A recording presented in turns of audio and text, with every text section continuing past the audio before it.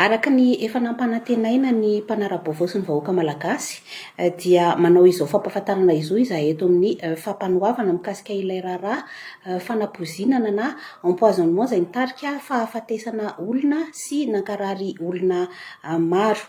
Tsara ny manamarika fa amin'izao ora itenenantsika izao amin'izao takarivo izao vao vita ny fakana ambavany ireo olona rehetra izay nentina teto anatrehan'ny fitsarana. Miisa 9 ireo olona voarohirohy ireo ka anakenina vehivavy ary anankiroa lehilahy. Nisy ny nanatrika ny lanonana tamin'ireo olona ireo, nisy ihany koa nefa no tsy nanatrika izany lanonana izany.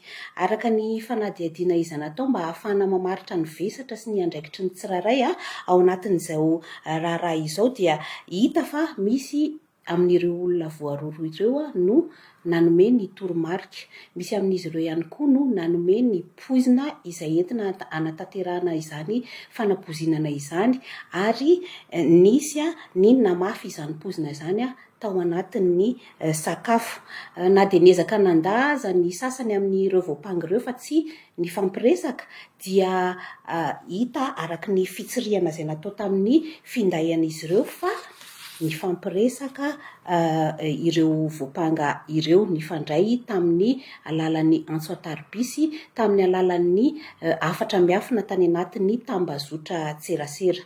Nisy ihany koa ny fisavahana tany an-tranon'ireo voapanga ireo ka nisy ny tranon'ny sasany amin'ireo voapanga ireo nahitana isinga izay ahafahana miapanga azy ireo. Mbola eo ihany koa ny fitsirihana izay natao tamin'ny fakantsary fanaraha-masona caméra de surveillance tao amin'ilay trano filanonana ka nahitana ny fihetsiky ny tsirairay tamin'izany lanonana izany.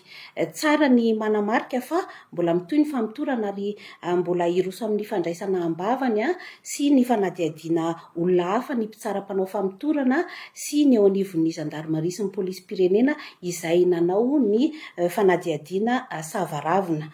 Noho izany dia eto dia manentana ny tsirairay izay mety manam-baovao ka ahafahana manampy amin'izany famitorana izany, ahafahana miroso amin'ny fahitana ny marina mba hanantona ny tompon'andraikitra hanome izany vaovao ananan'izany.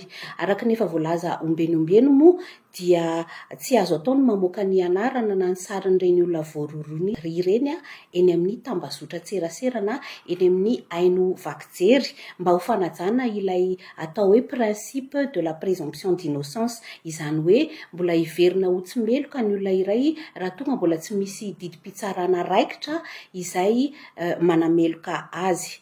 Fanapozinana na empoisonnement sy firaisana tsokombakomba no anenjehana ireto olona voarohirohy ireto. Izany dia voatondry fahaiziny 2/7 ao amin'ny fehezan-dalàna famaizana ka mety ahavoasazy azy ireo hanao asa terivozina mandra-pahafatiny. Rehefa natolotra ny mpitsara-panao famitorana moa ny ireo olona voarohirohy ireo sy ny antota taratasy-nady dia nitaky izay teto amin'ny fampanohavana ny famonjana azy ireo mandra-pahatonga ny fotoam-pitsarana azy ireo. Namoaka ny didiny mpitsara-panao famitorana ka napiditra amponja vonjimaika ireo voarohirohy mandra-pahatonga ny fotoam-pitsarana. Tafiditra anatin'ny politika napetraky ny ministeran'ny fitsarana ity karazan-kelo ka fanapozinana na empoisonnement ity, ka dia tsy lefitra mihitsy ny izay atao fampanohavana ny amin'ny mety ho fangatahana fahafahana vonjimaika izay ataon'ireo voarohirohy na ny voapanga.